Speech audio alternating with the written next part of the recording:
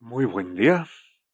Tenemos la lectura de la liturgia de la palabra del día viernes 19 de junio, en la 11ª semana del tiempo ordinario, ciclo litúrgico A. Muy bien, celebramos a San Romualdo Abad. Bueno, San Romualdo es un santo italiano del siglo X y su nombre, eh, Abad, ¿no? Abad hace relación a monje, a la vida contemplativa. Y también se deriva de la palabra padre, ¿no? Del hebreo Abba. Aquí tenemos Abad. Muy bien. Vamos a la primera lectura y continuamos con la lectura del segundo libro de los Reyes, capítulo 11, versículos del 1 al 4, del 9 al 18 y el 20.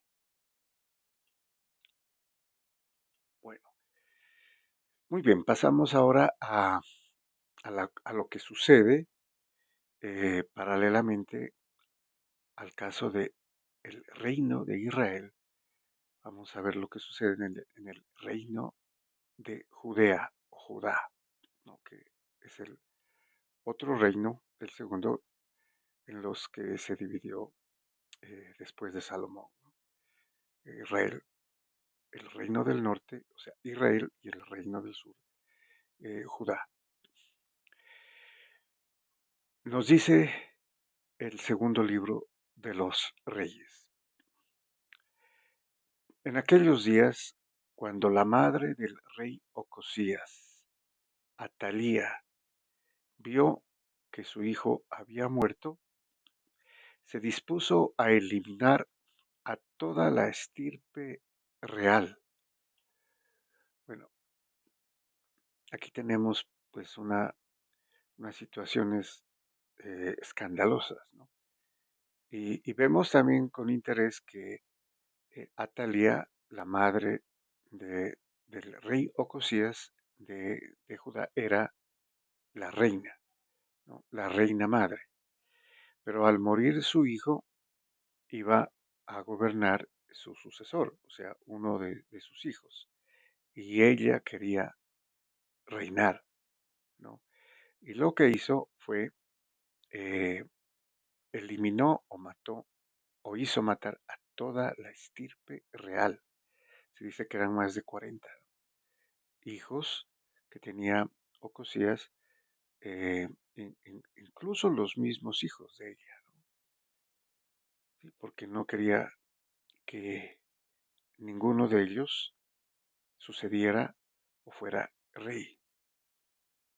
Bueno, y continúa. Pero Joseba, hija del rey Joram y hermana de Ocosías, o sea, una tía, ¿no?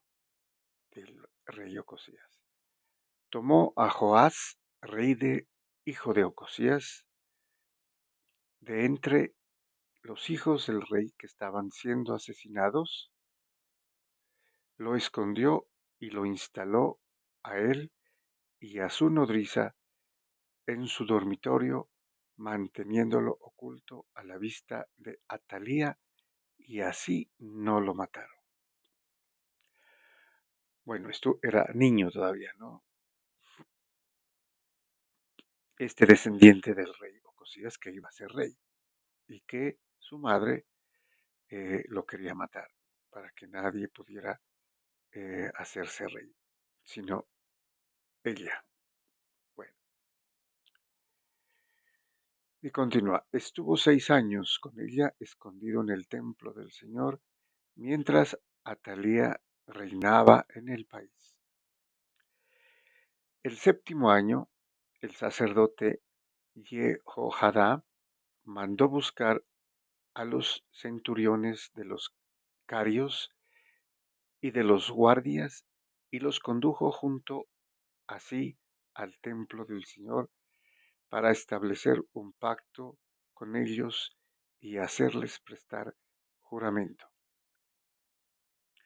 Bueno, el sacerdote Jehojadá ya sabía, ¿no? Él era consciente de que este hijo del rey eh, Ocosías estaba vivo, ¿no?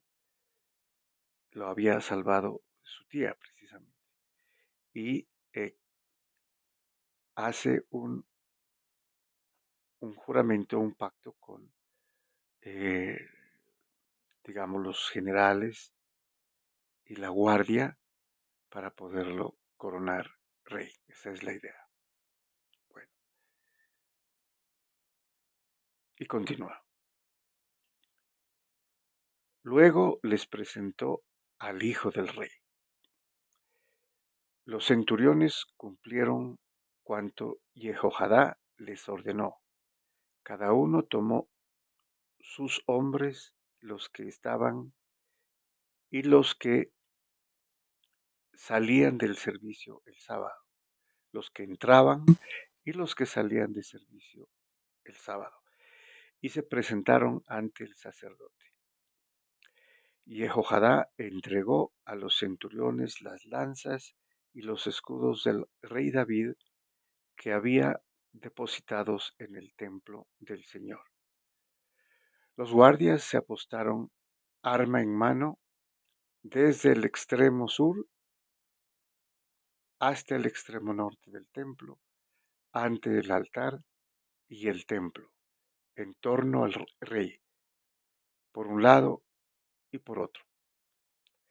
El sacerdote hizo salir al hijo del monarca y le impuso la diadema y las insignias reales.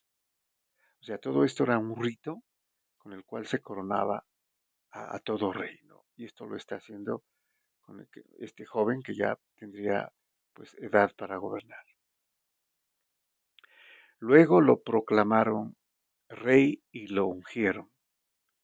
Aplaudieron y gritaron, ¡Viva el rey! Cuando Atalía oyó el griterío de los guardias y del pueblo, se fue hacia la muchedumbre que se hallaba en el templo del Señor. Miró y vio al rey de pie junto a la columna según la costumbre. Los jefes con sus trompetas, con él y a todo el pueblo de la tierra en júbilo, tocando sus instrumentos. Atalía rasgó entonces sus vestiduras y gritó, traición, traición. Entonces el sacerdote Jehojadá dio orden a los jefes de las tropas, háganla salir de entre las filas. Quien la siga será pasado a espada. Pues el sacerdote pensaba, no debe ser ejecutada en el templo del Señor. Bueno, obviamente, por las obvias razones, el templo era sagrado, no se podía eh, matar ahí a nadie, ¿no? Entonces esperaron que saliera. Le abrieron paso y cuando entró en el palacio real por la puerta de los caballos, fue ejecutada. Luego Jehojadá hizo una alianza entre el Señor, el rey y el pueblo, por la que el pueblo se convertía en pueblo del Señor. Hizo también una alianza entre el rey y el pueblo. Y todo el pueblo de la tierra acudió al templo de Baal para derribarlo. O sea, estaban en un momento de idolatría, ¿no? Con esta reina Atalía, y lo primero que hicieron después de coronar al rey fue destruir, derribar el templo de Baal, ¿no? Que era un dios falso al cual se le eh, ofrecían sacrificios humanos, inclusive, ¿no? Niños, bebés. Bueno, a tal punto había llegado la degeneración, ¿no?, del pueblo, debido al rey y a los reyes, ¿no?, en esa época. Hicieron pedazos sus altares e imágenes y ejecutaron a Matán, sacerdote de Baal, ¿no?, frente a los altares. El sacerdote puso entonces centinelas en el templo del Señor. Todo el pueblo de la tierra exultaba de júbilo y la ciudad quedó tranquila. Atalía ya había muerto a espada en el palacio. Bueno, sí, una historia demasiado eh, tenebrosa, ¿no? Y este era el pueblo que había escogido Dios, ¿no?, como su pueblo. Bueno, pero al menos en el caso de este rey, eh, muy joven, que había sido salvado de morir precisamente eh, bajo las manos de su propia madre, ¿no? Han derribado los ídolos, los dioses falsos, y restablecida la ley o la alianza con el Señor. Cosa que no duraría mucho, ¿no?, desafortunadamente. Bueno, pasamos al Salmo responsorial. Tenemos el Salmo 131, cuyo responso es: el Señor ha elegido Sión para vivir en ella. Sión es el, el monte, ¿no?, donde estaba ubicada la ciudad de Jerusalén. Y este era el monte eh, que había escogido el Señor, donde estaba el templo de Jerusalén. Por eso dice: el Señor ha elegido Sión para vivir en ella, ¿no?, como su, su casa, digámoslo así, del templo. Muy bien, este salmo es un salmo que también se atribuye al rey David y que es un salmo que como todos, ¿no?, casi la mayoría se cantaban, ¿no? Para la liturgia judía, la liturgia en el templo de Dios. Nos dice el salmista: el Señor ha jurado a David una promesa que no retractará. A uno de tu linaje pondré sobre tu trono.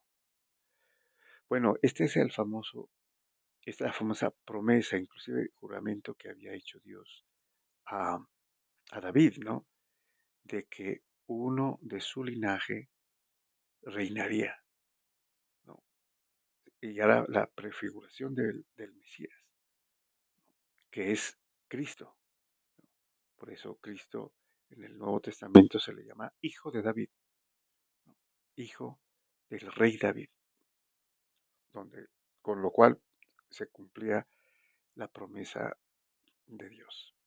Bueno, aquí entonces recuerda en este salmo, ¿no? Y continúa: si tus hijos guardan mi alianza y los mandatos que les enseño, también sus hijos por siempre se sentarán sobre tu trono.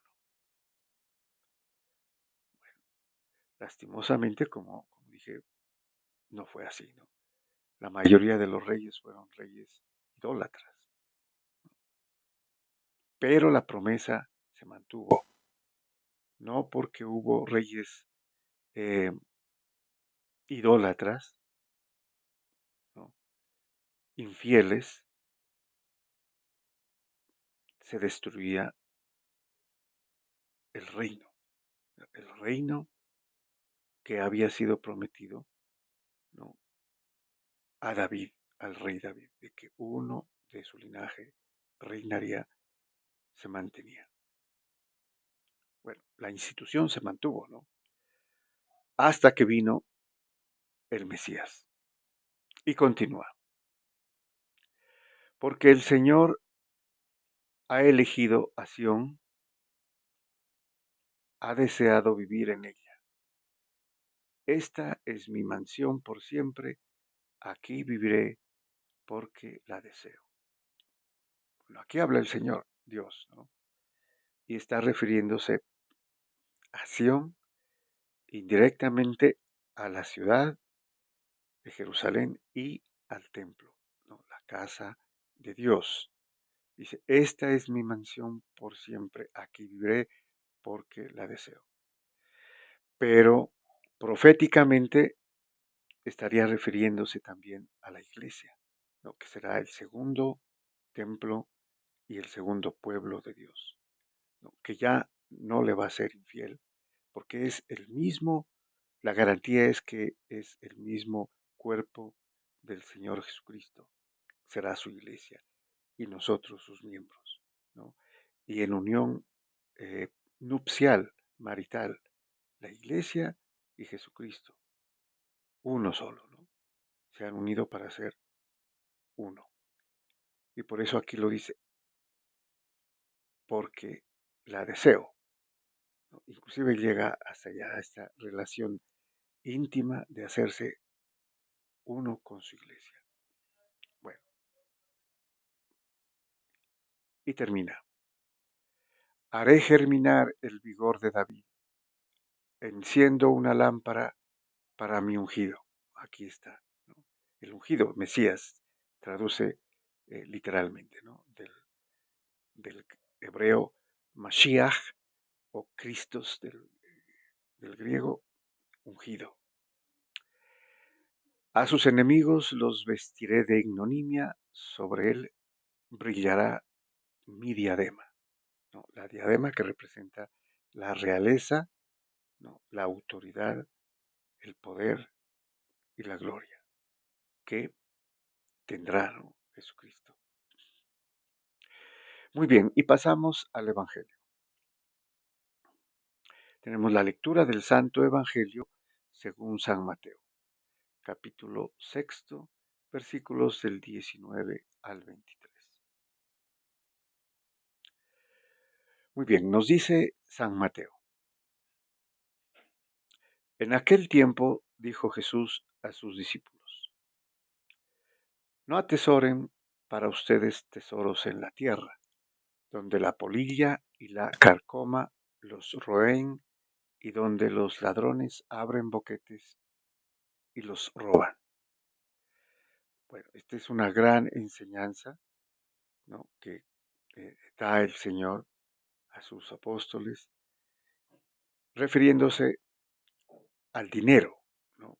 Y a las riquezas materiales, porque no se mantienen, no se conservan, ¿no? Y por eso utiliza aquí la figura de que la polilla y la carcoma, ¿no? Los roen, los dañan y se acaban. Y si no sucede esto, los ladrones los roban.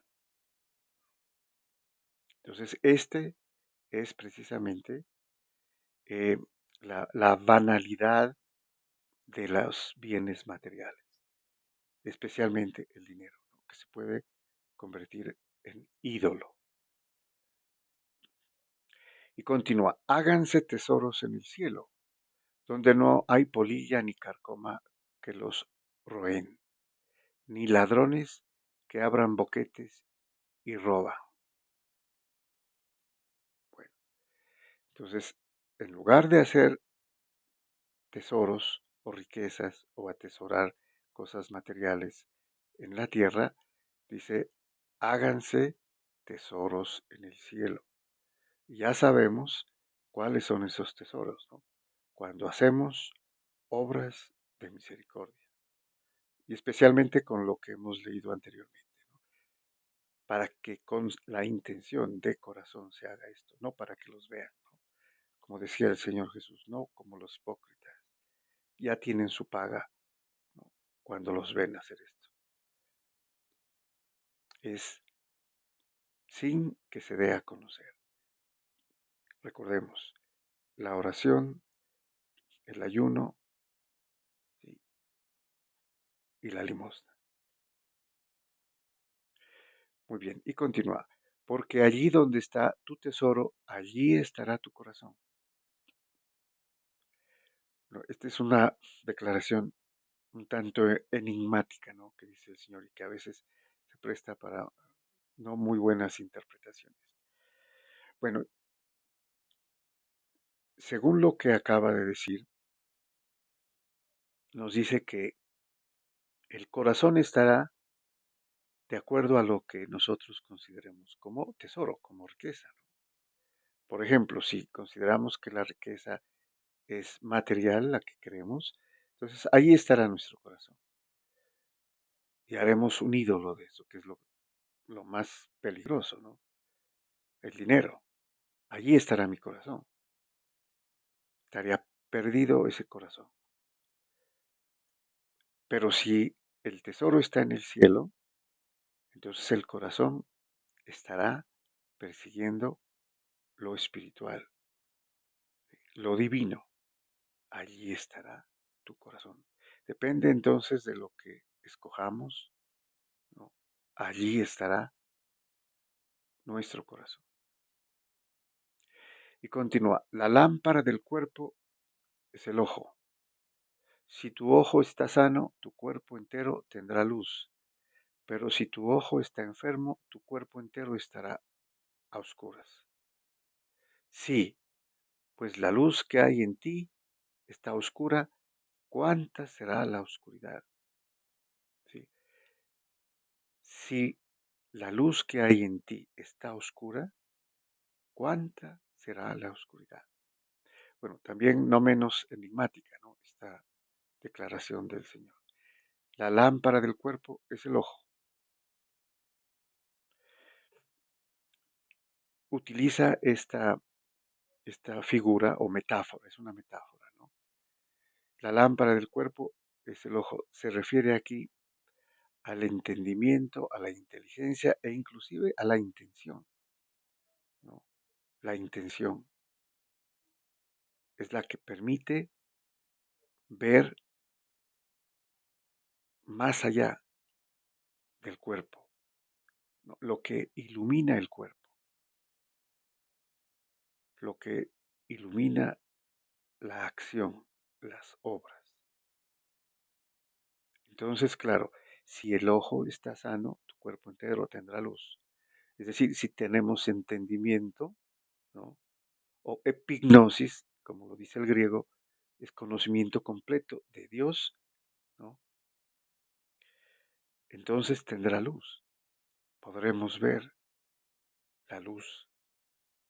Pero si tu ojo está enfermo, ¿no? Tu cuerpo entero está a oscuras. Ni siquiera podríamos ver qué hacemos. Y termina, si la luz que hay en ti está oscura, o sea, si no hay luz, ¿no? ¿Cuánta será la oscuridad? ¿Cuánta será la verdadera oscuridad? O sea, la verdadera oscuridad que es espiritual, que podría llevar a la muerte eterna, ¿no? ¿Cuánta será la oscuridad? Indirectamente podría referirse aquí a la oscuridad completa, ¿no? Entonces todo esto está eh, relacionado, a hacernos riquezas en el cielo, tener la intención, el conocimiento espiritual de Dios para hacer las obras que Dios quiere que hagamos, ¿no? Su voluntad. Muy bien, muchas gracias y bendiciones.